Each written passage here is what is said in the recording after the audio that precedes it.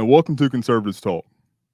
And this week, we're going to start off actually in Buck's corner. He kind of twists our arm on this. Yeah, he got us a little bit. So we're going to start off talking about can trans women be Karens? After that, we're going to talk about due process being destroyed and get into kind of what the Senate just did with the gun control package. From there, is it really about 19 cents? Because I think that's where Joe Biden and his administration are really falling into. And then to close out the show, we're going to talk about the runoff that just occurred this past week, and then really dabble into that. Mm-hmm. Stay tuned.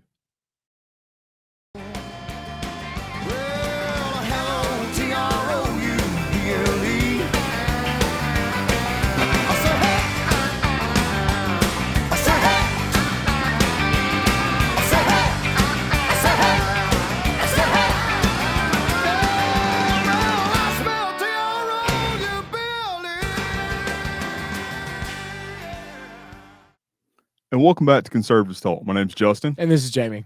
And as always, we always like to start each show off by saying, if you see any of our content out there, make sure you hit the like button on there and make sure you hit the share button.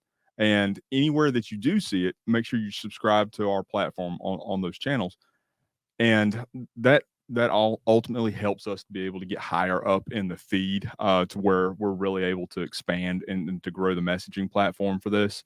And go to our website that you see on the screen right there in front of you. It's conservativestalk.org, and hit the sponsor tab in the upper right-hand corner and the lower right-hand corner to where you can help us out to be able to expand on the messaging and to really drive this and getting it out further than what we're able to on our own, really sponsoring a lot of the content. Yeah. And, something that, some of our haters are realizing too, is that even when they comment, it still boosts us up. So I don't think they realize that yet.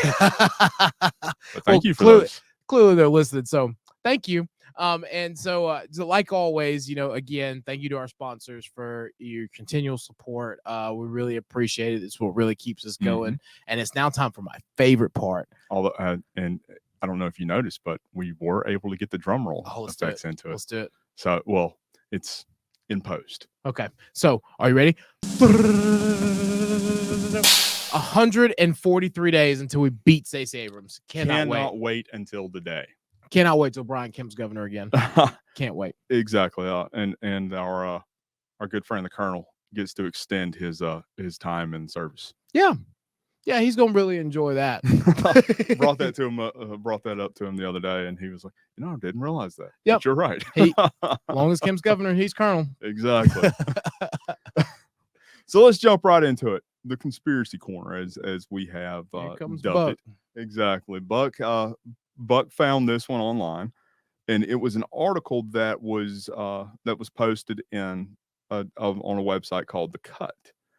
And essentially what it was about was a woman a woman who decided to transition earlier in life, but then after transitioning and taking years of hormone therapy and replacements, decided she wanted a child that was of her own genetics. So she went in and she stopped the hormones at the time and started doing essentially hormone or she started taking estrogen and started taking other hormones that boosted her ability to reproduce. I can't even take this seriously. And then she experienced a lot of complications during the pregnancy, and we'll jump into that in a little bit. And then she decided, as all this was going on, while she was experiencing these complications, she did have to go to the hospital on multiple occasions. And because she had to go to the hospital, she encountered some of the medical staff there. Well, some of the medical staff there were not as, I guess you would say, not really as accepting or open, but quite frankly, they were medical professionals. So they had to call you what you were. Exactly. You were a woman there giving birth to a child. So they called her a woman. So she called them woman. Well, she ended up actually printing out, or she got within her inner trans support group and circle, and they came up with this letter that they printed out, gave to all the staff on the floor, gave to everyone that they had run into contact with and everything, and actually ended up filing a formal complaint with the hospital administration to to really just, I guess, get these or to keep these people in line with what she wanted to happen and what she wanted going on. So it went on further in the article to say that after she filed a formal complaint, they became more compliant with her demands and her requirements that she had. These are medical professionals that, because they did not act based upon what she wanted, had a formal complaint filed against them. Because she wanted to be called they or he. Well, it was a woman, and she wanted to be called a he. She'd been taking testosterone for the past 2 years. But she was, look, I don't even know. But she stopped she stopped her transition in order to be able to reproduce. I don't even know where to go with this. Like, I mean, like, ladies and gentlemen, this is the world we live in today. But it doesn't have to be. It does not have to be. I mean, holy cow! Like, and I'm gonna take this time to just say, the mental health, Jamie's PSA. The mental health crisis in America is so serious, and we really like, please urge your whatever state you're in, please urge your state legislators, and your congressional delegation, that we really need to refocus on mental health and re-upping our mental health facilities, and making sure that mental health and all that is a part of every business's insurance package. Because so Jamie, are you advocating for bringing back the state asylums? At this point, yes. Like, what do you do in that situation? Like, in all honesty, I can't imagine being an OBGYN, walking into a room and having to address your patient laying on the table as a man. I don't know any of those experiences, and I will never know. So I spent plenty of time in the medical field, and I can honestly say that I'd never. It's hard for me to even like fathom. Like, there's some things that, like, I'm the type of person who, like, I have to like see it or experience it, like, you know what I'm saying, so that I am better at it. And then, like, this thing right here, what we're going through right now as a society is just something that I know that other people can't fathom either. I just can't even wrap my head around it. And I have, I will say, friends, people that I know, that I care about, who they've always been very tomboyish, but they will tell you straight up that they're a woman. They don't shy from that. They just don't like long hair. They like playing sports. They like, what I mean? Girls and trucks. Yeah. But this is, I don't even know how another world. I don't even know where to begin with this conversation, right? Because I have so many questions, right? Like, first off, like, I don't even know. Justin's probably gonna bleep me in a minute. Like, what was this, like, insemination? Like, did they find? It was an in vitro. So okay. So did they like? Did she find a donor? Yes. Okay. All right. There we go. Thank you for clarifying that for the dumb one in the room. Because the other thing was like, I was like, was this a woman who wanted to be a man who found a man that wanted to be a woman? Because we've seen that, like, you know what I mean? And then they get together, and then the man has the baby. I honestly, I have not seen that. I've read stories, but it's an interesting time that we live in. So again, please continue to push for mental health. Because I mean, they've linked some of this to, like, head trauma, like, you know what I mean? Well, like, yeah, and it's child abuse at an early age. They've linked it to that as well. Like, I mean, like, that's crazy. Like, can you imagine? Like, well, think about this. This is a perfect part of that situation too, right? Because on a previous show, we talked about this as well. There were incidences where, people at a younger age decided that they wanted to have a sex change. And during that sex change, they, later on were like, oh, maybe I changed my mind, or like, what happens? We talked about what happens if later on they want to change their mind. This is a perfect scenario of that, because now this person is once again having an identity issue, to where they were like, at one point I wanted to be this, but now I want to have to be this. And because of that, I'm having some kind of identity crisis. And now the hospital's in trouble because, as Mr. Garrison said, I want to be a man, but I'm a man. So I don't. Oh, wow. I don't know where this story really goes from here. Well, I can tell you where it goes from here. It goes to it actually comes down to I guess you could say more or less on the criminal side. So in New York City, I'm not sure if you're aware of this, but you can actually be fined up to $250,000 for not using somebody's preferred pronouns.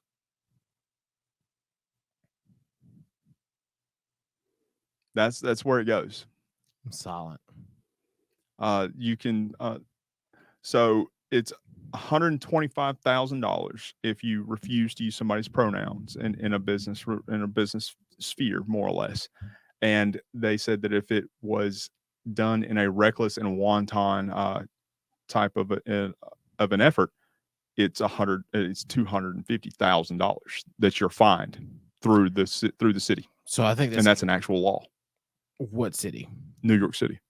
So I feel like that's one over the top. I think that's a little egregious.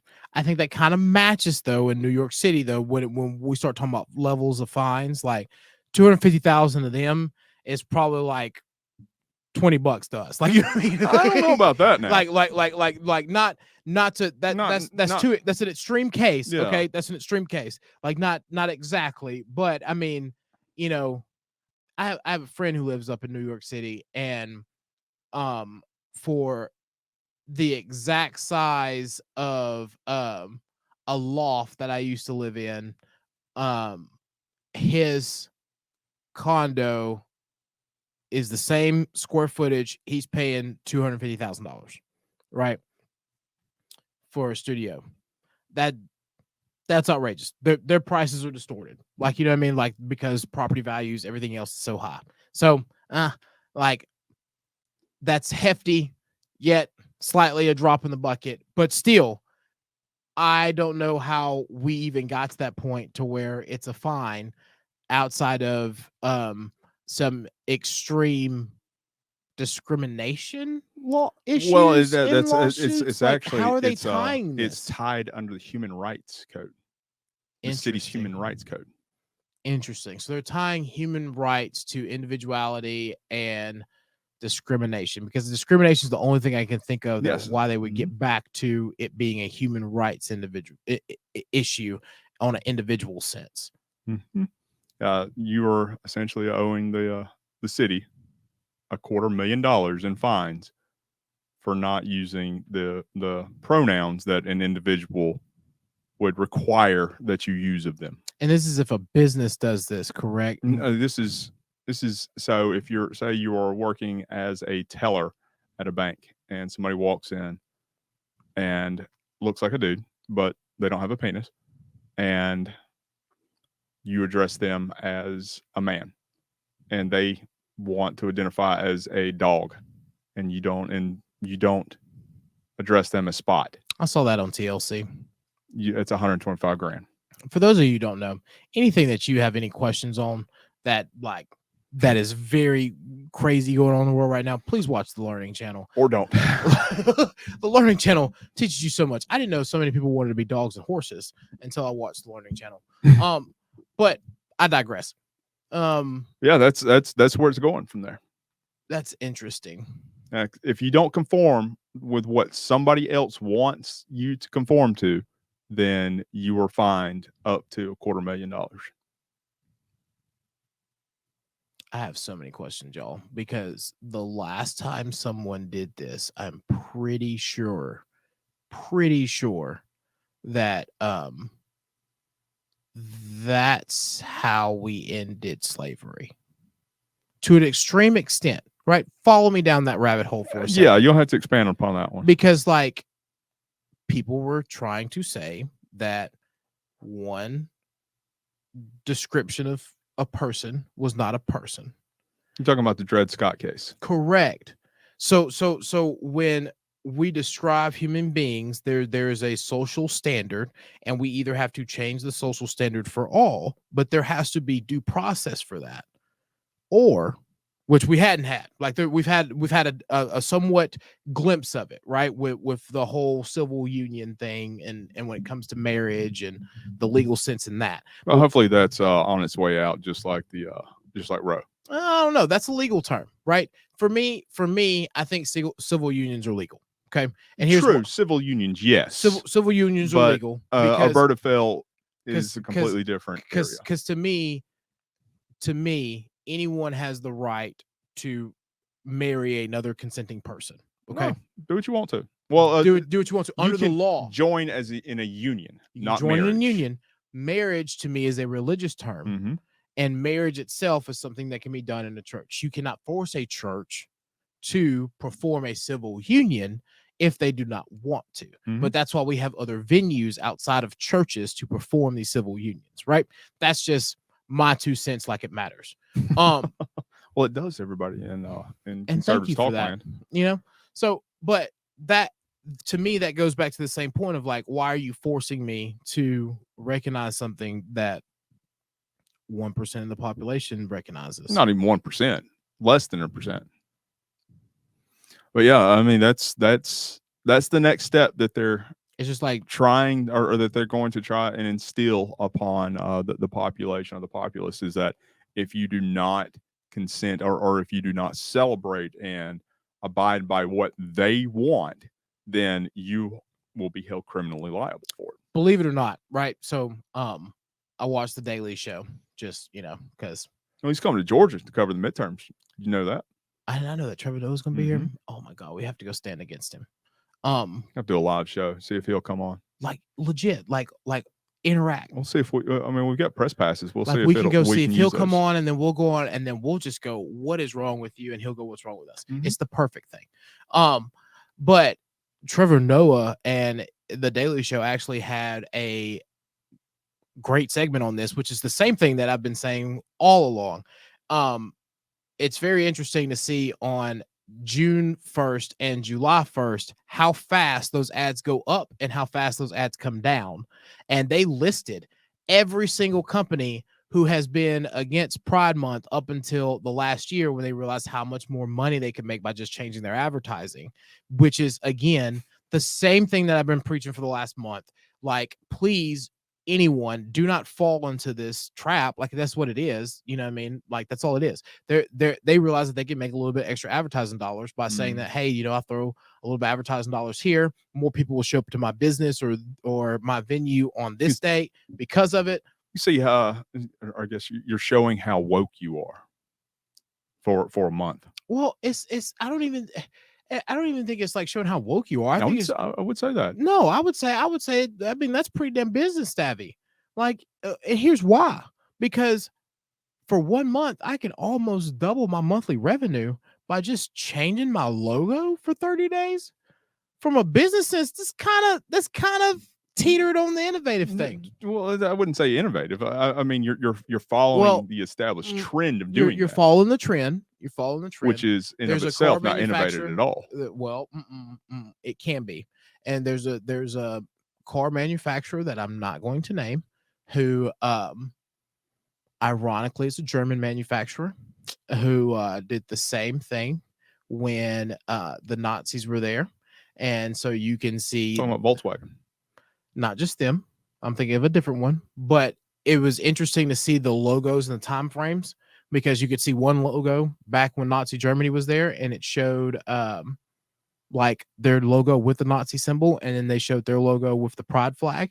And someone said, same thing, because like I've been saying for the last month, businesses will follow the trend because that's where their dollars increase, and you can see spikes because more people are trending for that, but that does not change their corporate culture. Well, they're trying to, I guess, put the impression of wokeness out there. They're trying to put the impression of, well, in a sense, because they're trying to say that they are the inclusive business out there, that they are the ones who are accepting of everybody, whereas any other month outside of June, they could give a shit. They couldn't care less. And so in a sense, I would say that's a false woke flag there. I see where you're going with that. I wouldn't necessarily call it a false woke flag, as I would just I'm not saying it's not a good business sense. Yeah. I'm saying that by putting that false woke flag out there. my marketing, my chief marketing officer is pretty damn good. That's that's all I would say. Given that though, I found this out too watching the Daily Show last was it last night? Sometime this week, that the only company that has actually supported this movement throughout its entirety was Absolute Vodka. Absolute Vodka has stood tall on this whole pride thing the entire time. Everyone else has come in for a marketing scheme. Absolute Vodka is the only one. Thought that was interesting, but they list like 60 companies who like, and I was like, wow, that's good for you for telling the truth, like we've been trying to do. That for once. So, well, that kind of rolls us into the next subject that we were talking about, and we knew that this was going to be an eventuality, but the U.S. Senate has voted on moving forward with an actual vote on gun control. Some of the initiatives they passed, I believe it was an 80-page package, an 80-page bill that lists everything out that they're going to use with this, and they're billing this as the largest move on in curbing gun violence in 30 years. But quite frankly, what it is it's one of the most significant moves on violating due process rights that we've ever had in American history. Yeah. Well, outside of several, well, I'd say one of the biggest, but there were some larger issues like the Japanese internment camps, those things. But in recent time, this is the largest without question. Yeah, I have a real heartburn about this, mainly because first I will say that everyone who's listening to this is why it's very important that you get out and vote. Yes, because none of this would have ever happened if we had voted and Georgia would have been able to retain our Senate seats. I know for a fact if David Perdue was there, then we would not have this issue. Well, I would say at that point in time, it would, instead of being 64 to 36, it would have been 63 to 37. Well, look, here's the thing. There were 14 Republicans that voted in favor of this, and even with that, I just feel that we would not be in this country would not be in the same position if we had gotten out and voted, and we would have been able to retain. That's true. I will say Perdue that. Yes. and Kelly Loeffler as our senators here in Georgia, and we have to make sure that no matter what we take back, we got a great shot. Come November as a country to take back the House. That's 5 seats. That's 5 seats that need to change the majority. I think there's 20 seats total that's up for contention. Or what? It'll be a much larger wave than that. Yes. Yeah. But same thing with the Senate. And there are 5 potential seats in the Senate that we could flip. That we're poised to flip. So it's this is a big time for our country. So we have to make sure that we remember to tell everyone come November 8th, we have to get everyone out there to vote, because that's the only way we're, even if this flies by right now, we have to make sure that come November and then following the next, session, that we have to turn these over under the new Congress. Yes. So mentioned earlier that the voting line was 64 to 36. Mitch McConnell was one of those 64 that voted in favor of it and led the way. And of course, Senator Cornery was I guess you would say the lead Republican negotiator. And listening to Tucker the other night, heard that while he was speaking with another Democrat in the Senate leadership, he was saying, "Now we got guns. Now let's move on to immigration." So look for that in the future. We might see some very interesting immigration reforms trying to come out with these very left leaning, these more moderate leaning Republicans in the Senate. Well, because here's the thing, right? Immigration is something that really does need to be worked on. True, but it needs to be a actual process. It doesn't need to be like basically what the left is shooting for now is amnesty. Like Mhm. we don't need amnesty, which leads Or to just open amnesty voting. borders. Yeah, just open You know, borders in general. But let's stay on topic with that one. So one of the major issues that was passed or that they moved to advance forward in this 80-page piece of legislation was the issue of red flag laws. Now, for those of you who are not aware, red flag laws are laws within the states, or they moved or they passed the to move forward in the Senate on creating a funding mechanism for states to be able to enact these red flag laws and then receive federal funding to help process these laws. They claim that these laws are supposed to be worded in such a way that it does not violate due process. I don't see But how. there is no way how whatsoever. I mean, even Florida's laws that they coin as the ideal pinnacle of red flag laws absolutely violate due process in every single circumstance. Because you have a judge that is issuing essentially a seizure warrant to go into somebody's house, collect their firearms, and leave. And that person have no ability to say beforehand or even to be proven guilty or innocent. Or to even know. Because just like Exactly. any other warrant, it's served, they knock on your door. Mhm. You know, so you wouldn't have a clue. You wouldn't know. If they knock on it, Yeah, they could just bust it down. yeah, and then come in and say, so what happens if your guns aren't at your house? I mean, I know a lot of people that lost them in boating accidents. I know a lot of people don't keep their guns at their own house. You know, so I don't know what happens in that situation. Well, you would be in contempt of court if you did not turn them over. Well, that's interesting. So how do they know? So I'm guessing that they're only going off of guns that the bill of sale was actually recorded. Most likely, yes. Which makes it even interesting because I know a lot of people who just would keep the bill of sale in case anything would happen, but they don't record it, you know, for personal property transfers or anything like that. Hmm.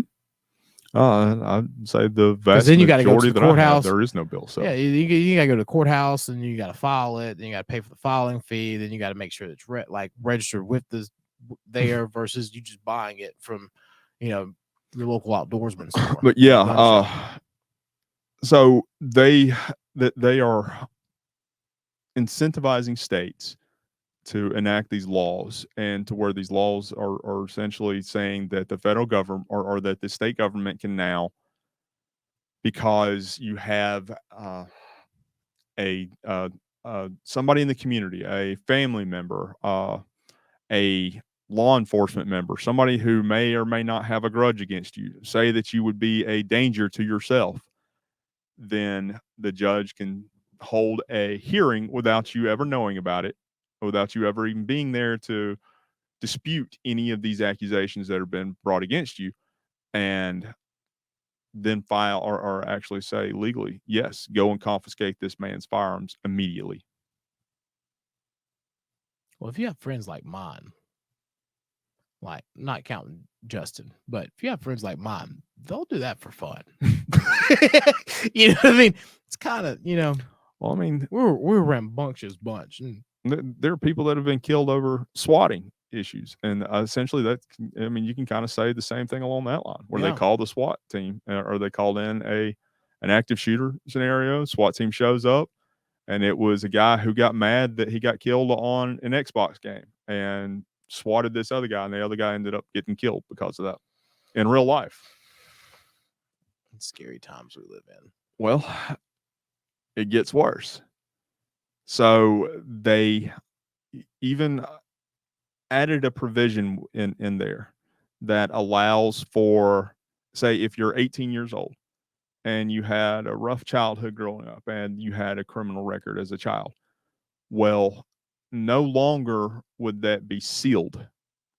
That would automatically be processed over and up to the NICS's, or essentially the National Instant Criminal Background Check. Mm-hmm. And your record as a child would be available for them to look at and determine whether or not you are fit to own a firearm.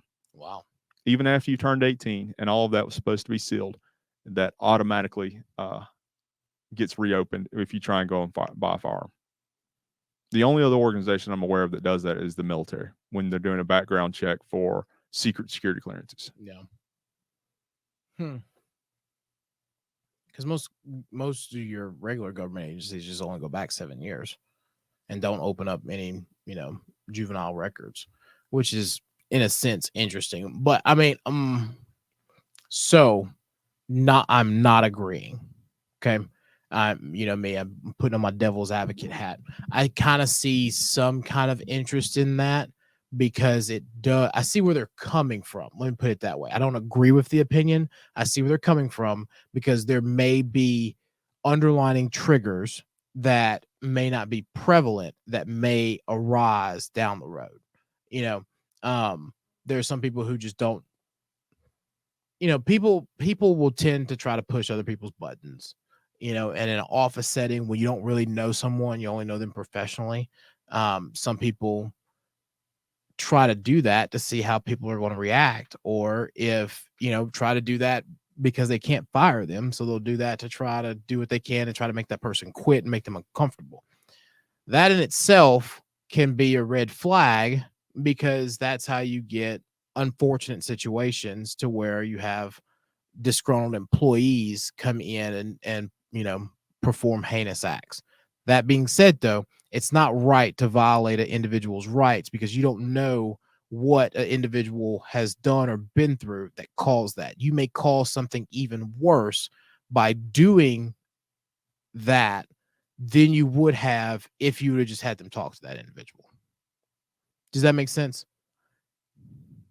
No, I'm trying to wrap my mind around it. So let me give you an example. Okay. So let's say you have someone who is working somewhere and they don't necessarily fit the mold of the corporate organization. For whatever reason, they are different. It may be in background, it may be in ethnicity, it may be in anything. Okay. On one hand, they may be treated differently, and that may cause a rift inside the organization. Whereas, sometimes organizations will use that to try to push someone out. If they were able to enact some of these red flag laws in that sense and open up a juvenile's file and were to see something and then set something off, that may lead to that individual potentially killing themselves. That may lead to that individual and causing an act because there was an extra step that was taken, versus if that was just a situation, that person might have just quit. That person might have just, waited their time out for a certain length of time and then moved on, or, something other than the effect. We are adding now something else that may be another trigger that could cause other heinous acts because we are now allowing third parties to come in without the consent of the individual or without any other context of the individual and taking their liberty away. Well, they don't know that it was their childhood issue that had been brought up. Correct. It's just when you're going for that, you receive a go or no go with these background checks. So they don't tell you why it was rejected or anything. They just say yes or no. So it's what I'm saying is still adding to that scenario, right? When we add that in there, the employer may not know. mm-hmm. Okay. And this may be something because really and truthfully, you can do a background check at any point. You can update the background check. You can, let's say these laws were enacted, they went back and redid the background check and then something else came up. And then the only way of acknowledging that would be knowing that they went back further than a certain length of time or incorporated a juvenile file. That in itself can be a trigger, is all I'm saying. I guess I get what you're saying with that. I don't agree with it. I think that's it's a stretch. Yeah. But I can somewhat see what the arguments you're trying to put together on that one. But well, first off, I want to clarify. He's not in agreement with it. Yes. I'm not arguing for it or against it. I'm just saying I understand why the employer may want to do it, but I also want to caution anyone who thinks this may be a good idea of why it isn't a good idea. Okay. So another thing that they did was they claim that they closed what's referred to as the boyfriend loophole. And it's interesting that they refer to it as the boyfriend loophole because it could just as easily be the girlfriend I don't loophole. even know what that is. So essentially, what that is under I can say that's my girl's gun. no, no, no. If only, right? So essentially, what it It's her gun. is it's they claim that it's a loophole where if you have been convicted of domestic violence against your wife or your other. your other there or your husband, wife, domestic violence, and you by having that conviction, you're not allowed to purchase a firearm. Well, they were saying that people who had lived together, who actually hadn't been married, were being killed because of these issues where they were not technically married, so they didn't fall within that domestic violence loophole against a spouse or anything along that line. So they extended it down to anybody who had been seriously dating, and that I haven't seen the actual definition of what seriously dating describes or entails. Probably goes back to common law. Well, I think I think it's actually a lot more broad than that. But they're saying that anybody that had not really even just a conviction, but a charge or had been or is under investigation cannot purchase a firearm. So if you have, and essentially this is kind of like what we saw with Amber Heard with the whole the Me Too movement, where she claimed that all of this was going on during that entire trial that was going on. Johnny Depp would not have been able to buy a firearm under that law. So, okay, this is where we're going to differ because here's my stance on this. I do not think it should restrict this person from purchasing a firearm ever. But I think it should delay this person from purchasing a firearm until there is something else there. My reason being is because there are a lot of women, and now I get why they call it the boyfriend law. Men commit more domestic violent cases to women at an extremely higher rate than the opposite. Well, I mean, you can say that about a lot of things out there, but they use very inclusive language on that. Yeah, that's true. Well, I think it should be to that point, I think it should go against both ways because there are a lot of times where the woman is the aggressor.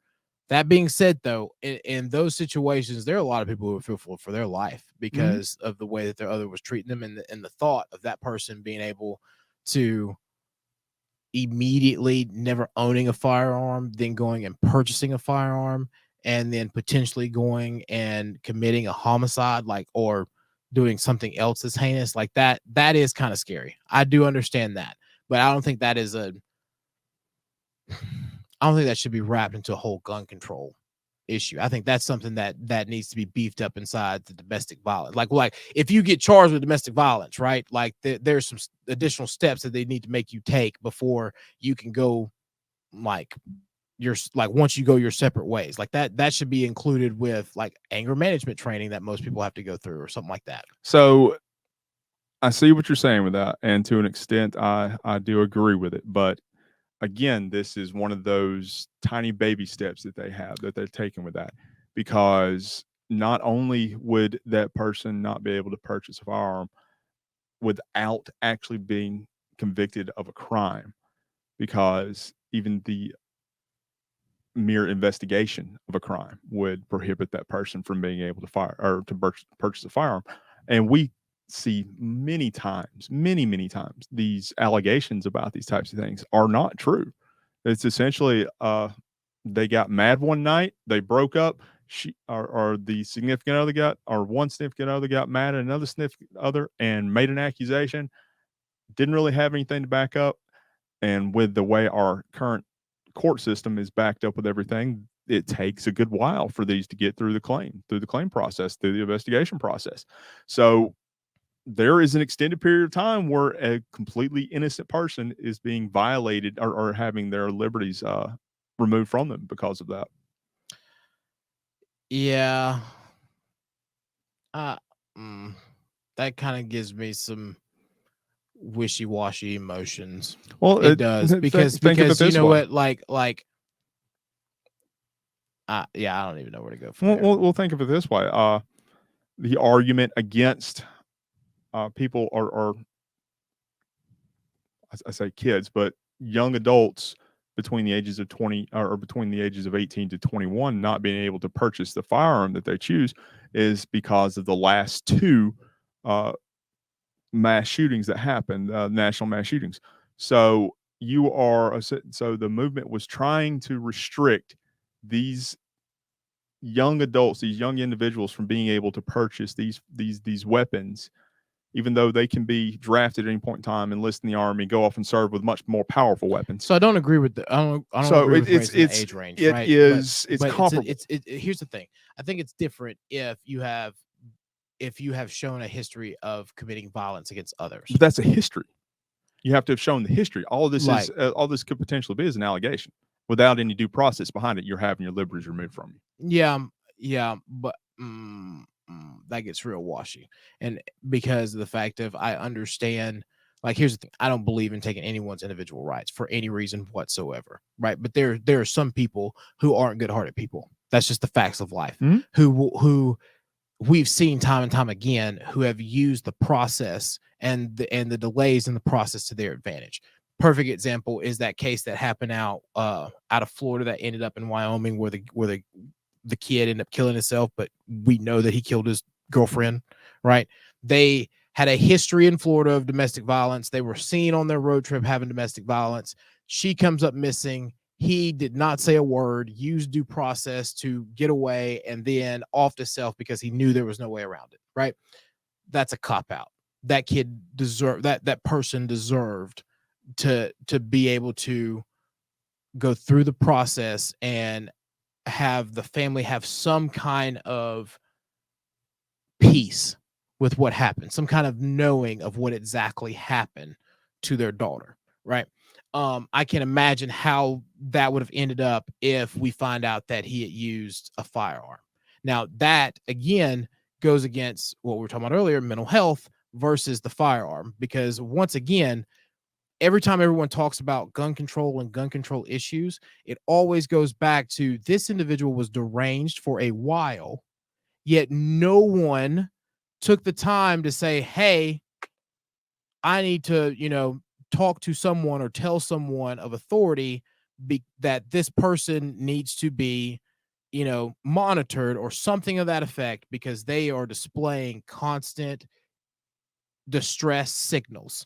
They are constantly either outlashing, they're constantly, breaking walls, something of that nature. And there's a difference in between depression and people being upset and lonely and people like acting out violently.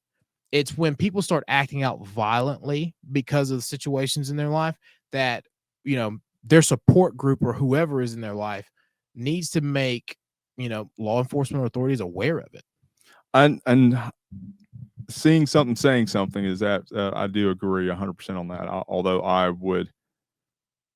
100% disagree with the whole Brian Laundrie deal that you're referring to there, simply because they did not have the evidence. There was nothing there other than the simple allegation that this may Valid have point. happened. Because in anything other than that, you are essentially saying that you can be arrested and held and detained for mere speculation at that point. Well, because and then this And goes, that's a very, very slippery this slope. goes back to the whole point of the topic of at what point is public opinion eroding due process? Because once again, we have allowed public opinion on guns when it needs to be public opinion on mental health to erode due process and how we continue to actually make meaningful legislation. And so it's hard because it's that emotional tug, right? When we think about all of the school shootings and everything else that's been going on, it's hard to say, or it's hard not to say that, honestly, if we had lesser guns, this wouldn't be a problem. It's hard not to say that. It is. Like, and I understand why that's the knee-jerk reaction to everyone, but the reality is you should not lessen a protection.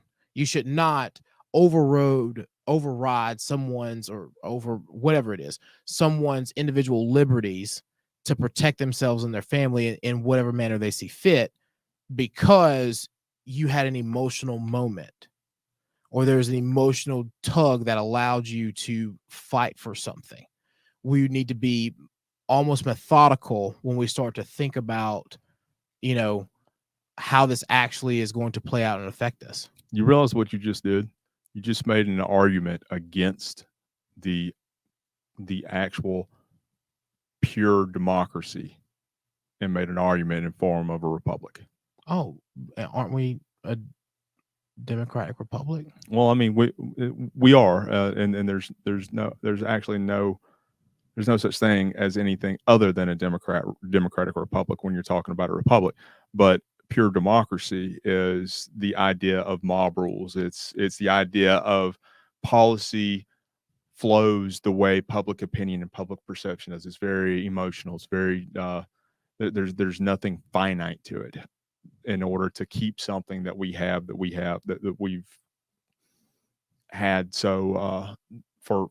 the longest of any other country out there, is Second, we have longest. to get out Yeah. there. We have to have this notion that emotions are not what should be driving policy. Emotions can drive the way somebody moves from day to day, but when it actually comes to policy, the vast majority of everybody doesn't care what your emotions are for that day, because it doesn't affect them at all. Correct. And don't get me wrong. I think the passion and the emotion behind it is the spark that we need to start the conversation. But we need to be methodical when we start talking about crafting the laws that do it, right? 80 pages of gun control should not have been drafted in 3 months. Not even 3 months. It's been 3 weeks, 3 or 4 weeks. But you know what I mean? But like, since from the time the shooting happened in Texas to now, there's 4 weeks. 80 pages through that, right? That should not be crafted to something that should be ready to be voted on right now. That is not something that should like immediately jump into effect. So if you know anything about me, you know that by far and large, 43, George Bush is my favorite president of all time, right? Hate him or love him, he's my favorite president of all time. But the two things that I disagree with him on wholeheartedly was No Child Left Behind and, portions of the Patriot Act and immigration. Uh, He's a big open border guy. We'll question that, right? I think we'll get to that. That's a whole other subject. But when we allowed for the NSA, and I think he did a great job when he started to realize that, said, hold on now, I didn't think about it this way. He took into the account from the hearings and everything else from, at the time, James Comey and everyone else. He took into their accounts that, you're right. I went a little bit further than I personally believe in. I don't think we should immediately tap everyone's phone and things of that nature. There needs to be some kind of keyword triggers, which is why we get keyword searches now, if anyone who didn't know that. But that's where keyword searches comes from. That and the No Child Left Behind bill, which now started this whole participation trophy thing. That is because we took two very extreme emotional situations when we as America realized that we are behind the good bit of the developing world when it comes to education, and we are we went a little bit further than we should have to make sure that we don't have another terrorist attack. We have, and what I mean by that is, you don't need to tap everyone's phone. Reading everyone's information and what they're doing or having access to it is an override. I'm gonna get that word right eventually. Of You're overriding, whatever. Individuals' liberties and right to privacy. So there is no actual right to privacy. Not anymore. There never has been. They're not under the law. Not under the law. You're correct. There was never a right to privacy. It was just implied, similar like this common law thing. True. Well, let's jump into our next one. Is it really about the 19 cents? And so what we're referring to is, so the Biden administration has come out in favor of removing the gas tax, the federal gas tax, which is 19 cents for every gallon and 24 cents for every gallon of diesel that's sold. And so they're essentially in favor of removing that across the entire country for, I believe it was 3 months. So they're saying that this is going to be something that's really going to help relieve the stress placed, or the burden that's placed on Americans when they go to the pump, and to really relieve a lot of the stress involved with inflation, because one of the massive things that we're seeing with inflation is because of the rising gas prices is causing everything else to rise, because it takes gas to transport these things from destination to destination. But is it really, is that really the method and the means that we need to be taking this approach from? Or is that just one of those political stopgap deals to where essentially it's going to amount to absolutely nothing? I think that the last one that I saw was, if you've had a 15-gallon tank, it's like 279 that you save off of filling up your entire tank on that one. So you're looking at 3 years ago, we were paying just north of $1 uh, and for a gallon of gas. You were paying just north of 220 for a gallon of diesel. So the vast numbers and differences that we're seeing now, we're seeing a $3 and in some cases $4 differences on these things. So is 15 cents really going to change, or excuse me, 19 cents really actually going to change anything? So I think it's two things. One, I think it's a political cop out, because he knows that like midterm wise, I can't. They're going to get destroyed on this. I cannot remember, or I honestly hadn't done much research, but the little research I have into it, I can't remember a president's approval rating in the midterm of their first term, being their disapproval rating being this high. Like he's at 60% disapproval, 59 and some change, right? They got to come up with something like like you got to do something. Like, I mean, you don't you gonna give us the whole thing? Like right now, you're giving the Republicans you're giving the House, Senate, and the White House by 2024 with no inkling of that you're doing anything better. Oh yeah. Well, I mean, it's hard to do better than what we were doing under Trump and economically, because everybody was prospering so much. I mean, every category that's out there, every demographic was prospering. Yet under this administration we have now, every demographic in every category is woefully hurting, except for Joe Biden, or getting ready except for when he falls off his bike. The like, that's the real crazy thing, right? Is under President Trump, we hit a 50-year low nationally, 60-year low nationally for the unemployment rate. African American unemployment was the lowest it's ever been. Hispanic unemployment was the lowest it ever been. Asian unemployment was the lowest it had ever been. So one, it's hard to top those numbers to begin with. Secondly, when you start look at, even if you're not hurting currently, your lifestyle has changed. Something I saw on Bloomberg really ticked me off, and it sparked a conversation for the person that I was watching it with. And it was, well, if we were really getting close to a recession, then people would stop consuming more. There's one thing that I think that those who have been consecutively in the upper middle class or the wealthy in this country do not realize, is that the majority of this country spends money not because they want to, but because they have to. And that's something that I don't think that most people in that establishment on both parties realize, is that people aren't living paycheck to paycheck because they want to. It's because they don't have the means to pay for what their necessities and still try to put something aside. So consumption's always high in that sense. So the sentiment that was said was that, if we were really close to a recession, people would stop spending as much. Well, you're starting to see that now. Fed raised interest rates. People started cutting their bills down, those that could, which is really only a middle to upper middle class thing. Lower class will not be able to change, will not be able to live without their means because they're already living at the bare minimum.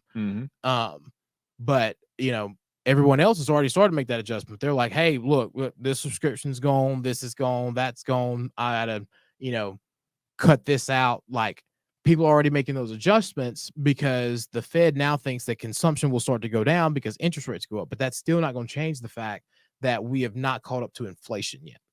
And that 8%, that 8-9% that everybody else is paying extra on top of gas is not going to change until gas comes down because we have to travel. And that's instead of killing key, I mean, and I use this word intentionally, key pipeline installments and agreements, and allowing for drilling to go on, and removing all these burdensome regulations that they've placed on these companies. Until we start seeing that, what drive does any profitable company have, or what reasoning do they have to actually start expanding and to really building up their supply? Well, and that, I love that they use key pipe, because, like, going back to the Keystone Pipeline,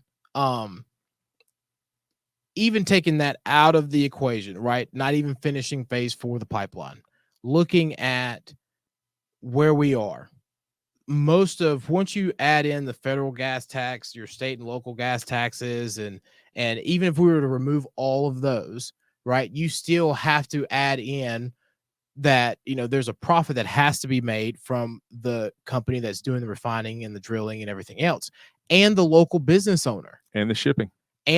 Like, transportation still has to have a port. Like, all that's still accounted for. So even if we take that 19 cents out, we add, all your state and local in Georgia, we're lucky enough to where we've been able to get away from the state for a while. And I'm not sure if we have a local gas tax. Anyway, but if we take all that out, we're still sitting at $3-4, which is 2 to 3 times what we were paying back then. And that's because there's no way of amping up production. And God, who was it? Someone in the cabinet had made mention of this too, that they were going to try to now do what OPEC and Russia does and force the oil companies to amp up production. Well, that was Joe Biden sending out his memo that we spoke about last week. I can't remember if it was the cabinet or if it was the Department of Energy, or if it was him himself. That was Joe Biden sending out a threatening letter to the CEOs of these companies, saying that if you don't increase production, then we're going to, I'm going to mandate you through executive order. So we increase production, right, which is going to make all the transporters pay more anyway, because a lot of those are third-party companies again. And the cost will absolutely come back to the consumer, just 100%. like everything else. It's no different than when they came in and put in all the mandates that, force people to not get evicted, force utility companies to not cut anybody's utilities off. All of that has come back to the consumer because those margins still have to be made up. And people always want to tote it to profits, right?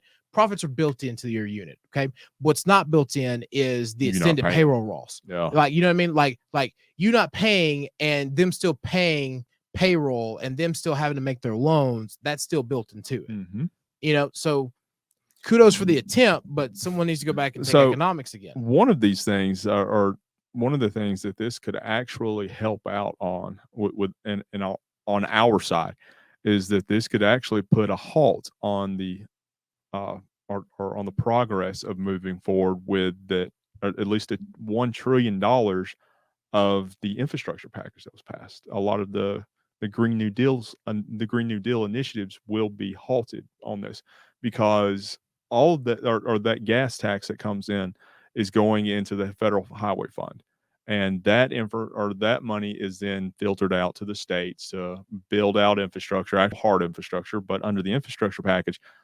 70% of the entire infrastructure package was nothing more than Green New Deal initiatives.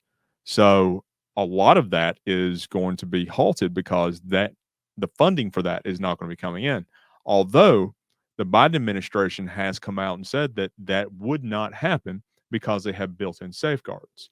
Now, one of those safeguards that they're talking about doing is passing a special tax on the energy producers, taxing their profits even more than what they are now. So, so effectively increasing the business tax on a specific sector in the United States. So here's what y'all are going to have to follow me down this rabbit hole for a second, because this is something that has worried me, because this leads to something else that has already been tried to be pushed.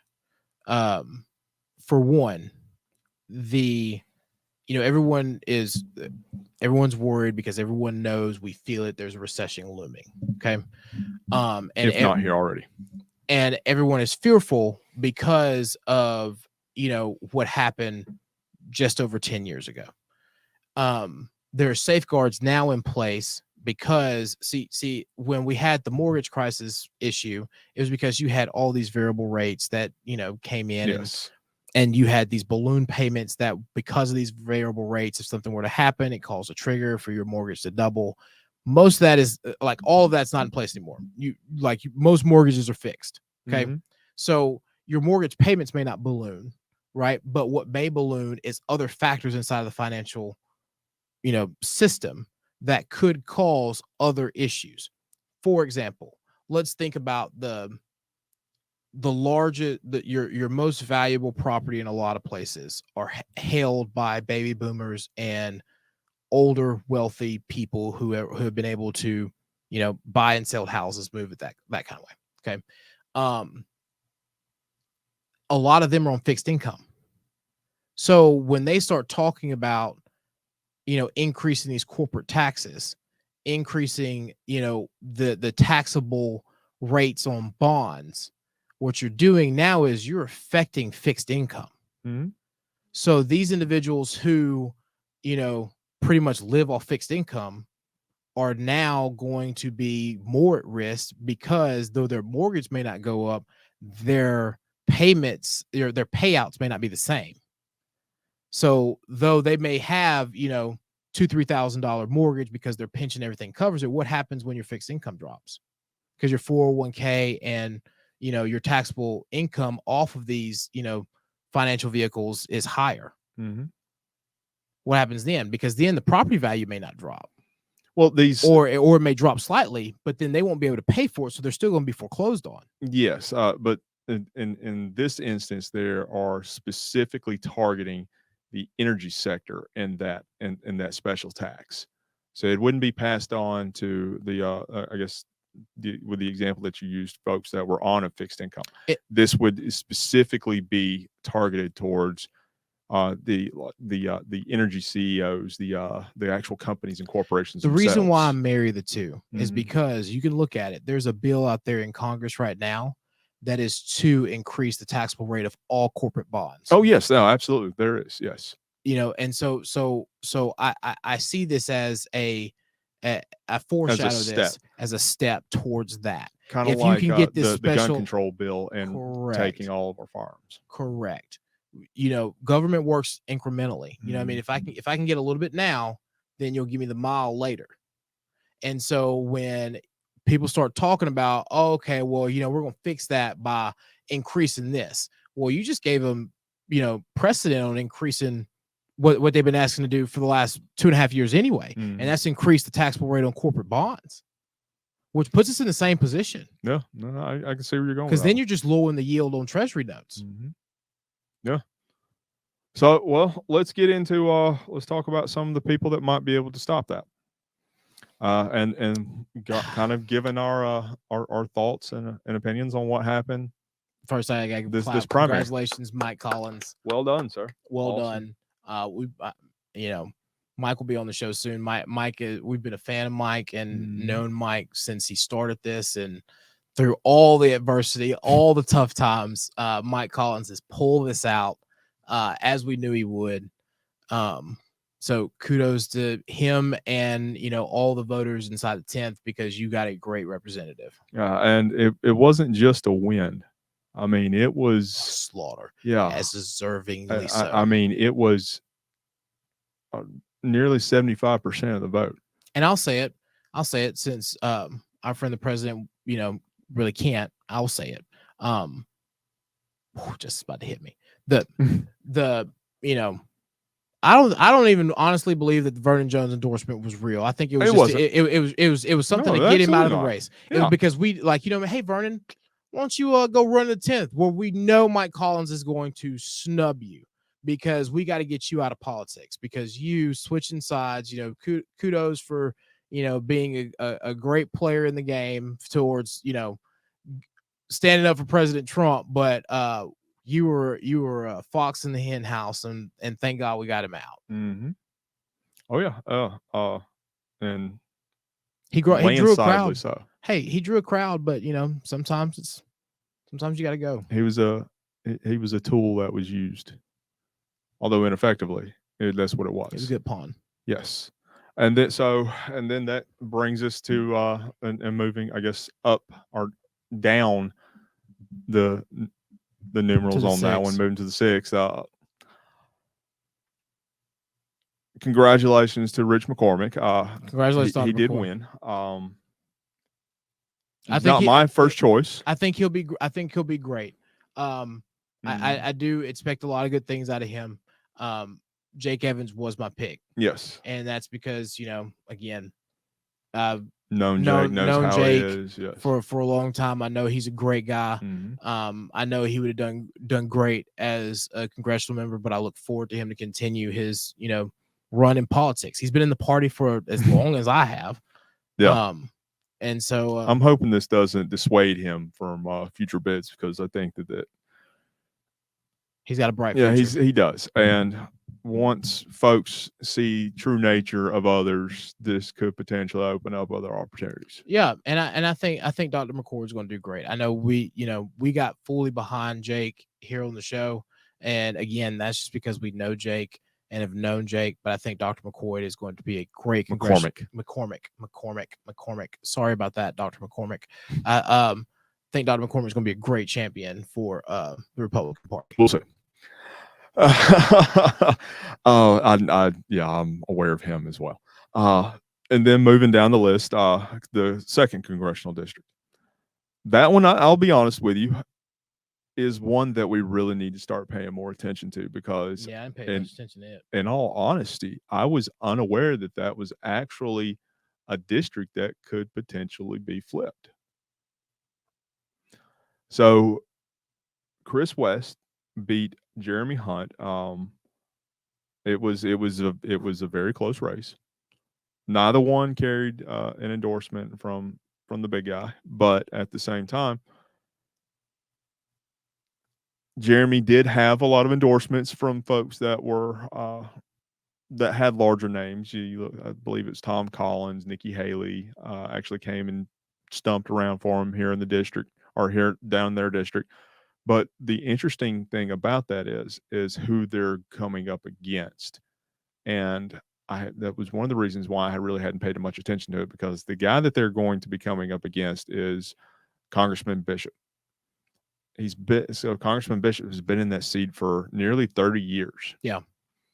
So that's not really an area or a seat or something that you would think or even really come to mind that could be a potential flip, or a competitive seat and all. But after this recent redistricting, apparently, according to some of the smarter speculators out there, it potentially can be a competitive seat. So Georgia may be going from a 8-6 to a 9-5. Well, actually, they are going to be going from a 9-5 anyway, so it could be going from a 10-4. Well, yeah, we could really strengthen things. Mm-hmm. So that's something that we're really going to have to pay more attention to, especially in that district, and help see what we can do to Mr. help West in any way that we possibly can, because that's a real interesting one. And if we can get, we need to reach out, see if we can't get Chris on the show. Mm-hmm. That's the southwest corner. That's the southwestmost corner of the state. Has been predominantly Democrat held for the longest time. Yeah. But apparently now it's open and in play. So I'm really curious to see, because I'm gonna have to look more into that and see just how open and in play that it actually is. But that could It's be pretty. one It's that a would be very pretty big district land wise too. yes. So that brings us up to the next. That brings us up to the next point of this. Both Jake Evans and Vernon Jones did carry the Trump endorsement, and Which slightly changed the record. yes, it did slightly, but overall, nationally, it did not. Last night, or for the primary night, it affected it very little. His He's now endorsements, 133 and 11. yeah, his endorsements in other states still carried heavy. Mhm. And that still goes to show, Georgia, we're not going to be told what to do. Love the president deaf. We still love the president here in Georgia, but we make whatever we think is the best decision. And kudos to those Republicans who didn't carry the Trump endorsement, who won their runoff. I think every Republican is ready to stand behind you and move forward. And still though, 133 and 11 nationally. That says a lot. That's a heck of a record. Mm-hmm. And you have every candidate running for every office across the country reaching out to you, begging for you to come out for them. Yeah, I mean, I got lucky enough to hear him in Nashville last week, and he still got it. I mean,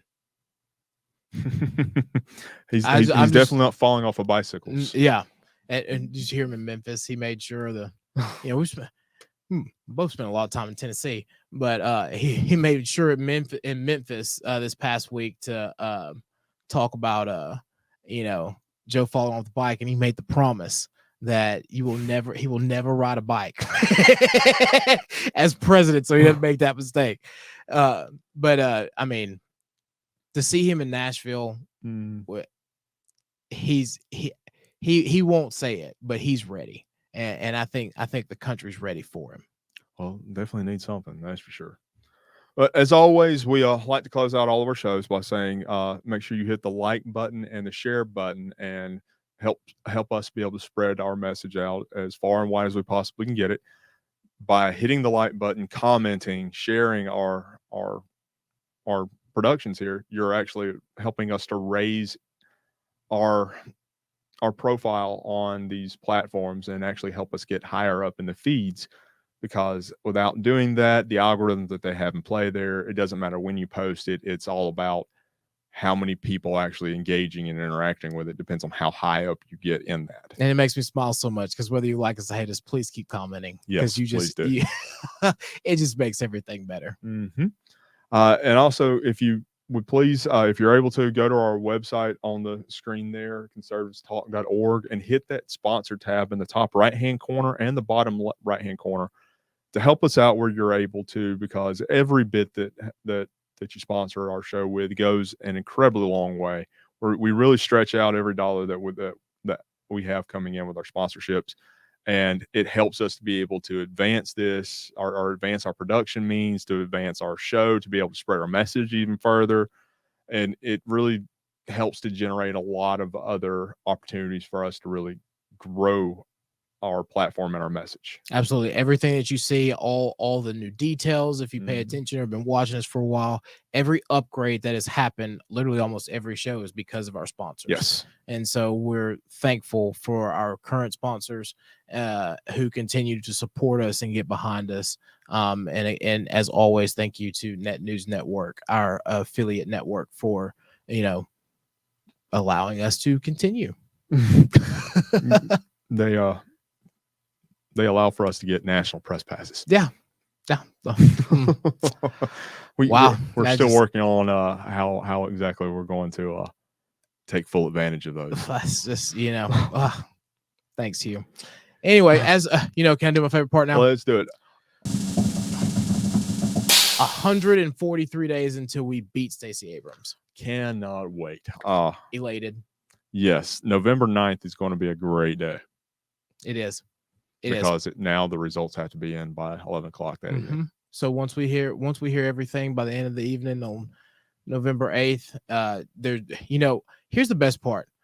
We've had 4 years of her not conceding. Mhm. It'll be great to have it certified less than 24 hours to where there's no way of her not conceding anymore. And to beat her twice is going to be profound. And I'm honestly can't wait. I'm really looking forward to this one. I'm Really looking forward with it. curious to see what antics she's going to try to. Can't try nothing else. Chop on, go Brian Kemp. Are those your last words of wisdom? Chop on, go Brian Kemp. All right. Thank y'all for continuing to watch and then putting up our other antics, and we'll see y'all next week.